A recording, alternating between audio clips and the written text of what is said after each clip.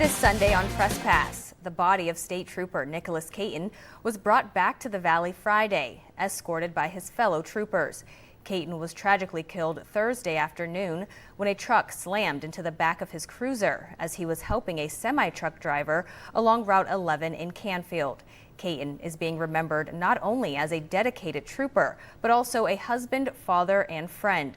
His death comes at a time when we also recognized National Move Over Day. So here with more on this, State Representative Tex Fisher. Thank you so much for taking the time. Thanks for having me. Of course. Well, first off, I just wanted to get your thoughts on this tragic, deadly crash that took the life of this state trooper. Yeah, it's a horrible tragedy, and my prayers are with the trooper's family as they mourn the loss of a great public servant and a hero to all of us. I think it's important to know that, you know, these first responders and law enforcement, they don't just put their lives on the line for us when they're dealing with potentially dangerous criminals.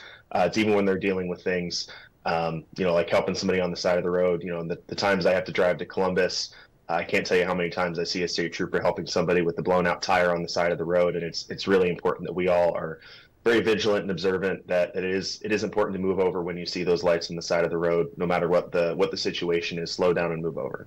Yeah, and as I mentioned, yesterday marked National Move Over Day. Can you talk to me a little bit about how important it is, and does it seem like enough people follow or know about this law? Yeah, I think over the past couple of years, there have been a lot of great awareness efforts from the State Highway Patrol, local law enforcement, and the Department of Transportation to raise awareness of this important law. I think there's obviously still some progress needs to be made there, given the tragedy that we're talking about. We've actually have some legislation pending in the Ohio House that I would imagine will strengthen and potentially increase some consequences for folks who don't adhere to the move over law. So that was actually something that's been discussed as recently as last week. So even before this terrible tragedy happened, I think that, you know, this will give us renewed energy to kind of tackle that issue and make sure that people are aware and that people are actually paying attention and moving over when they see those lights on the side of the road. Yeah, and this isn't the only challenge that law enforcement face every day. In recent weeks, we've had 2 officer-involved shootings in the Valley. We've seen incidents over in Pennsylvania. Does it seem like it's a heightened climate right now for law enforcement? I think it does, but I think this is something we've been dealing with for the past number of years. We had a kind of a national movement that discredited and undermined a lot of what law enforcement had done, and I think reasonable accountability measures that we all support were put in place, and I think folks can feel a lot better about things than maybe they did a few years ago. But at the same time, there is definitely a national movement out there that doesn't support police, that doesn't support law enforcement, that wants to empower criminals rather than our police officers. And I think that all kind of feeds into this issue that we're seeing, where people are emboldened and people are fighting back against law enforcement when really their job is to help and to enforce the law and keep us all safe. And we all need to be very, very grateful for the efforts that they put in. And I want to switch gears just a little bit here. In other state news, the push is on in Columbus to come up with some sort of relief for homeowners struggling with high property tax bills. What kind of options or reform is being brought to the table in Columbus to potentially deal with this issue? Well, we had some budget provisions on the operating budget the governor vetoed. The governor convened a study commission that then released a bunch of recommendations that ended up being, in many ways, substantially similar to the legislation that we had already passed. So over the past couple of weeks, we've kind of doubled down on those efforts to pass reform bills, things dealing with county budget commissions to give local officials at the county level the ability to reduce levies if they're deemed to be inappropriate or over collecting more than what that entity actually needs to function and meet their obligations. Making sure that the 20 mil 4 calculations are done in a more transparent and proper manner. A lot of reform efforts, and I think more is still to come on that front.